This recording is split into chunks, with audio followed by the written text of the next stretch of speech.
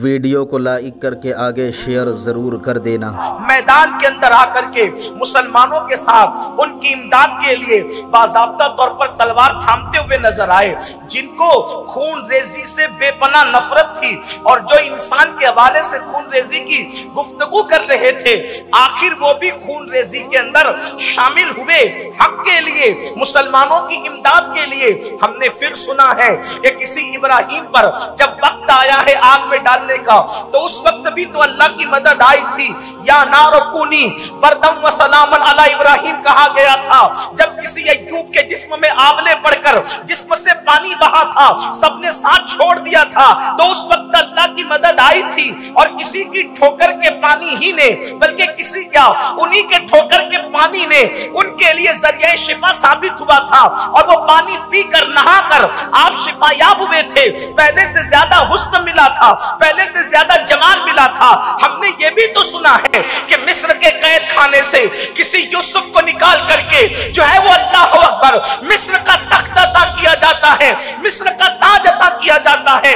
یہ غیبی امداد کے واقعات نہ کہانی ہے نہ قصہ ہے، یہ ایسے ناقابل تردید شواہد کے ساتھ حقائق ہیں کہ جب بھی مسلمان چاہے کسی شکل میں پریشان ہوا ہو، آسمان سے مدد نازل ہوئی ہے۔ آج ایسا کیوں نہیں ہوتا؟ جب بھی کسی ماں کی گود کسی بچے سے سونی سونی ہوتی ہے اور اجڑتی ہے، تو وہ ماں مثل مریم کی طرح آسمان کی طرف نگاہ اٹھا کر انتظار کرتی ہے کہ اے خالق ارض و سما، تو نے سب کی مدد کی، کیا تو ہماری مدد نہ فرمائے گا؟ جب بھی کسی جوان بیٹے کی لاش کوئی باپ تڑپتے ہوئے دیکھتا ہے تو مثل یعقوب کی اس کی آنکھوں میں بھی آنسو آتے ہیں، اور وہ کہتا ہے کہ کیا میری اللہ اکبر آسمانوں سے مدد نازل نہ ہوگی؟ جب کسی بیٹی کی آبرو لٹتی ہے تو لوگ آسمان کی طرف نظر اٹھاتے ہیں، کیا ہماری مدد نہ آئے گی؟ تو پھر آج کے جوانوں کو کبھی کبھی ان کا عقیدہ متزلزل ہوتا نظر آتا ہے کہ دراصل کہیں یہ واقعات معاذاللہ گڑے ہوئے تو نہیں، کہیں یہ محض کہانی اور افسانے تو نہیں۔ اس طریقے سے کبھی کبھی یہ خیال بھی آتا ہے، یہ شیطانی وسوسہ بھی آتا ہے، مگر یاد رکھو میرے آقا صلی اللہ علیہ وسلم کے دیوانوں، میرا رب جس نے بدر میں مدد کی، جس نے احد میں مدد کی، جس نے خندق میں مدد کی، جس نے خیبر میں مدد کی، جس نے آگ میں جانے والے ابراہیم کی مدد کی، جس نے بیمار ہونے والے ایوب کی مدد کی، جس نے جناب یوسف کو مصر کے قید خانے سے نکال کر کے مصر کا تخت و تاج عطا فرمائے، اللہ نے ان کی بھی مدد فرمائی۔ یہ سب سچائی ہے، حقیقت ہے، مگر یاد رکھو اللہ کی مدد یوں ہی نہیں آتی، اللہ کی مدد یوں ہی نہیں آتی۔ اللہ کی مدد جو ہے وہ ڈیپینڈ کرتی ہے کچھ شرائط پر، اللہ کی مدد جو ہے ڈیپینڈ کرتی ہے کچھ معاملات پر، کچھ نکات پر۔ قدرت کی طرف سے اعلان ہوتا ہے اگر تم یہ کرو گے تو ہم تمہاری مدد کریں گے۔ اب اگر اللہ کی مدد چاہتے ہو تو آسمانوں کی طرف حسرت سے نظر اٹھانے کی ضرورت نہیں ہے۔ قرآن مقدس نے کنڈیشن لگائی، اگر غلبہ چاہتے ہو، اللہ کی مدد چاہتے ہو، اللہ کی نصرت چاہتے ہو، اللہ کی امداد چاہتے ہو، تو قرآن کہتا ہے وَلَا تَهِنُوا وَلَا تَحْزَنُوا، گھبرانے کی ضرورت نہیں ہے، مایوس ہونے کی ضرورت نہیں ہے، غم کرنے کی ضرورت نہیں ہے۔ اگر تم غلبہ چاہتے ہو خدا کی مدد کے ساتھ، وَأَنْتُمُ الْأَعْلَوْنَ، تم ہی بلند رہو گے، تم ہی غلبہ پاؤ گے۔ بلندی تمہارا مقدر ہے، عروج تمہارا مقدر ہے، بس کنڈیشن ایک ہے، ان کنتم مومنین، تم مومن ہو جاؤ۔ اللہ کی مدد کو ابھی اترتے ہوئے دیکھ سکتے۔ سبحان اللہ، سبحان اللہ، سبحان اللہ کی مدد کے لیے، اللہ کی مدد کے لیے مومن ہونا ضروری ہے۔ اللہ نے مومن کی मदद की। अल्लाह ने कहीं भी काफिरों की मदद नहीं की, अल्लाह ने कहीं भी मुनाफिकों की मदद नहीं की, अल्लाह ने कहीं भी दीन का मजाक उड़ाने वालों की मदद नहीं की। आप देख लें, नमरूद काफिर था, इब्राहिम मोमिन थे, मदद इब्राहिम के साथ है। इसी तरीके से अबू जहल काफिर था, सिद्दीक अकबर मोमिन थे, अल्लाह की मदद अबू बकर के साथ है। इसी तरीके से अल्लाह अकबर, फिरौन काफिर था, मूसा मोमिन थे और उनकी पूरी कौम जो है तो अल्लाह ने उनके लिए दरिया में रास्ते पैदा फरमा दिए। बहुत लंबी चौड़ी मैं तमहीद की तरफ जाने की बजाय अब पता चला मोमिन के लिए मदद आती है, गैर मोमिन के लिए मदद नहीं आती। अब मैं आपसे पूछना चाहता हूं, अल्लाह की मदद तलब करने वालों, खुदा की इमदाद के तालिबों, क्या हम मोमिन हैं?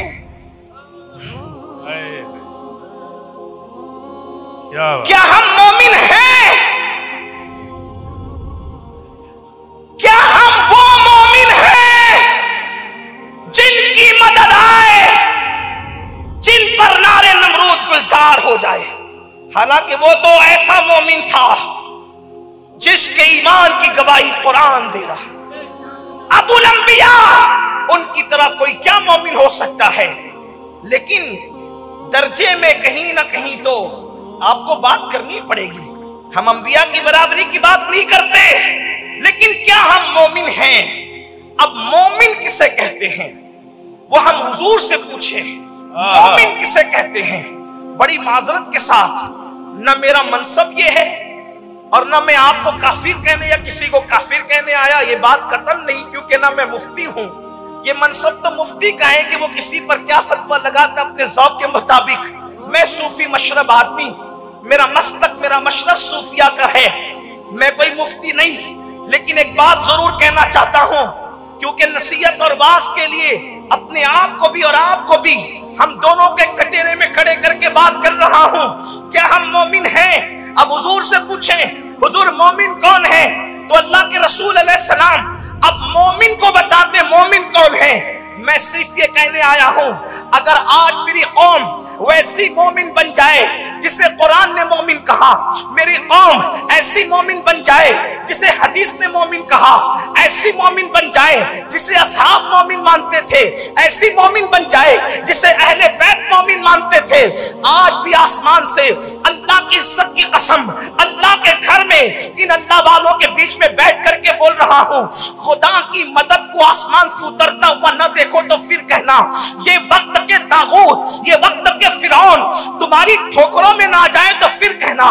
बस शर्त यह है कि मोमिन बन जाओ। और मोमिन कौन होता है? मेरे आका फरमाते हैं, ला युमिनु अहदुकुम हत्ता अकूना युकाल इन्नहु मजनून। कि मोमिन की शान यह है कि जब मोमिन के इश्क़े मुस्तफा को लोग देखते हैं, जब मोमिन की मोहब्बत रसूल को देखते हैं, तो लोग इश्क़े मुस्तफा में उसको इतना गुम पाते हैं कि लोग उसको पागल कहने पे मजबूर हो जाते हैं। आका फरमाते हैं, जब तक तेरे इश्क़े रसूल को देखकर लोग तुझे पागल पागल न कहे, उस वक्त तक के तू मोमिन हो नहीं सकता।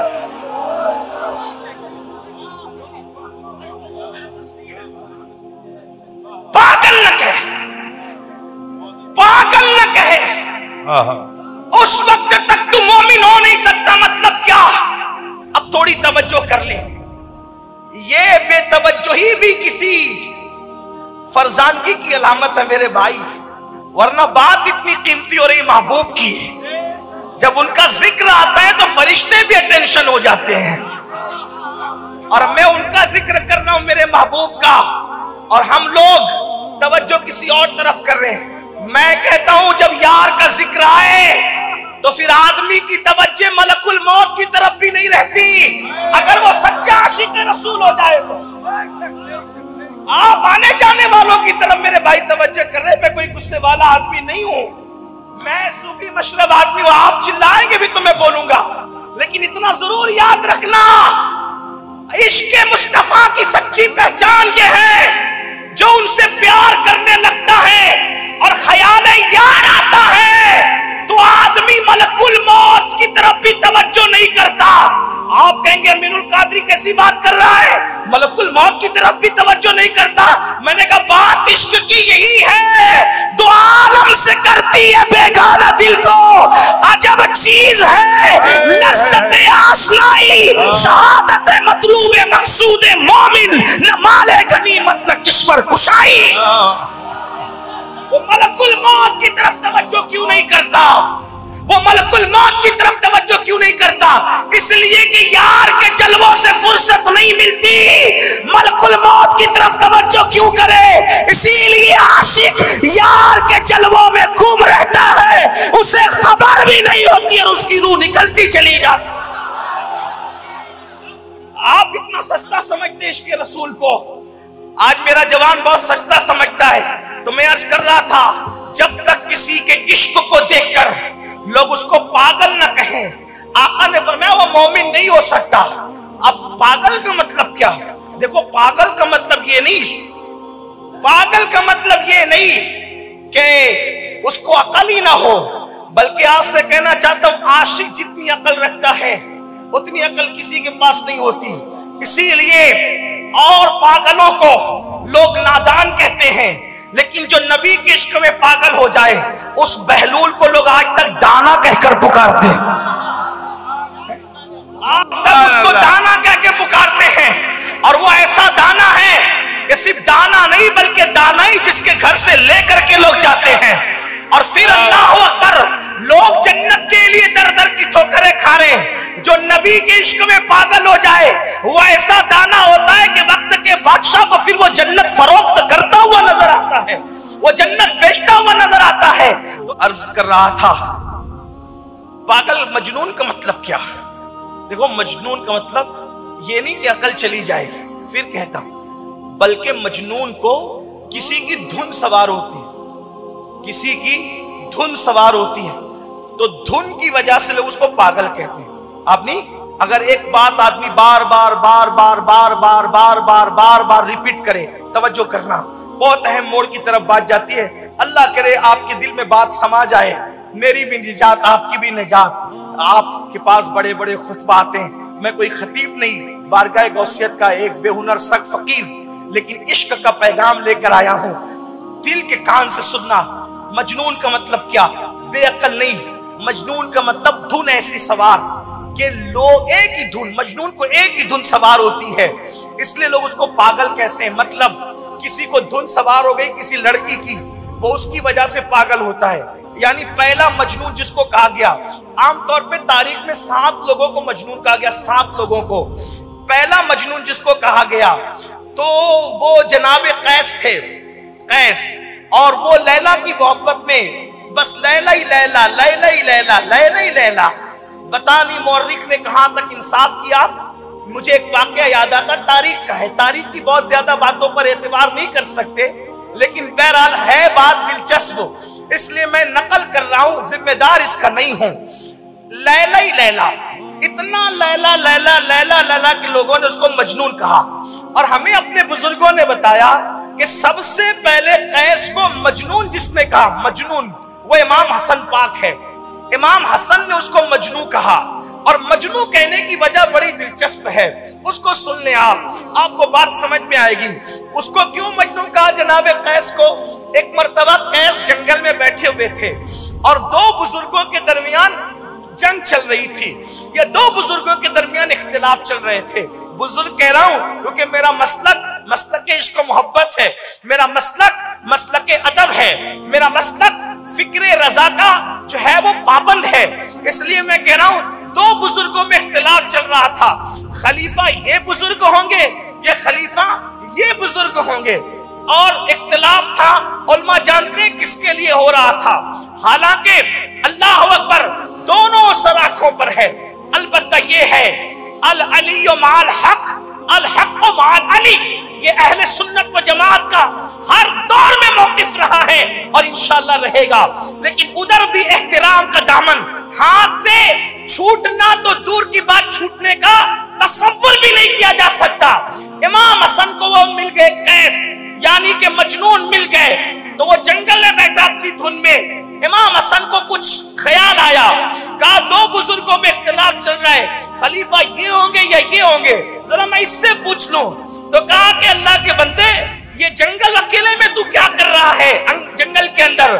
उसने कोई बात करने की बजाय इमाम हसन की तरफ देखा और कहा लैला लैला और लैला। आपने मैं एक बात पूछूं? कहा पूछो। तो कहा कि दो बुजुर्गों में इख्तिलाफ चल रहा है, खलीफा ये हो कि ये हो, तुम किसको खलीफा चाहते हो? उसने हंस के कहा, एक सरदार खींची, कहा खलीफा तो मेरे लैला को होना चाहिए। तो इमाम हसन ने हंस के कहा तो मजनू है, तू तो मजनू है। मतलब एक धुन में इतना पक्का है, न तुझे ये बुजुर्ग नजर आते हैं, न तुझे ये बुजुर्ग नजर आते हैं, तुझे तो महबूब के सिवा कोई दिखता ही नहीं। ये तारीखी बात इसको छोड़ दे, लेना हो ले ले, छोड़ना हो छोड़ दे। लेकिन अब अपनी असल उन्वान की तरफ आए। मजनू वो कि जो अपने मरकज से, अपने महवर से, अपने महबूब से कभी न हटे, कभी न हटे, उसको मजनू कहते हैं। और हुजूर फरमाते हैं कि उस वक्त तक तू मोमिन नहीं हो सकता जब तक के तेरे इश्क़ मुस्तफा को देखकर लोग तुझे मजनून न कहे। मतलब ये कि तुझे धुन एक सवार हो, एक धुन सवार हो, एक धुन सवार हो, और वो धुन कौन सी हो? रात हो तो आमिना के लाल का जिक्र है, दिन है आमिना के लाल का जिक्र है, सुबह है। वीडियो अगर अच्छा लगा हो तो लाइक करके आगे शेयर ज़रूर कर देना। अपना